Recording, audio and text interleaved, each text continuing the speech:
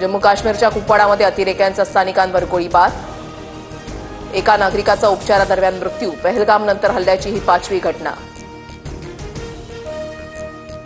पहलगाम हल्ल्यानंतर जम्मू काश्मीरमधील संशयित दहशतवाद्यांना सैन्य दलाचा दणका. आतापर्यंत 9 दहशतवाद्यांची घरं उद्ध्वस्त. सिंधू जलकरार भारताला एकतर्फी संपवता येणार नाही. पाकिस्तानविरुद्ध आक्रमक पाऊल उचलल्यास आम्ही युद्धासाठी सज्ज. पाकिस्तानचा गृहमंत्री मोहसिन याची धमकी. पाकव्याप्त काश्मीरमधल्या झेलम नदीला पूर. पाकव्याप्त काश्मीरमधल्या मुझफ्फराबादमध्ये पूरस्थितीमुळे गोंधळाचं वातावरण. भारतानं पाणी सोडल्याचा पाकिस्तानचा आरोप. चीनचा राजदूत जियांग झिडोंग आणि पाकिस्तानचा परराष्ट्र मंत्री मोहम्मद इशाक दारची भेट. चीनकडून पाकिस्तानला शस्त्रांचा पुरवठा. एलओसी जवळ संरक्षण सुविधांसाठी पाकला मदत.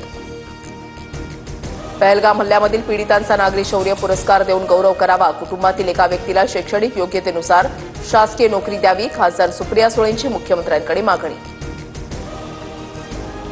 शिंदे फडणवीसांनी कान टोचल्यानंतर संजय गायकवाडांकडून पोलिसांची दिलगिरी. माझं वक्तव्य स्थानिक पोलिसांबाबत ओघाओघानं महाराष्ट्र पोलिसांचा उल्लेख झाला. गायकवाडांचे सारवासारव.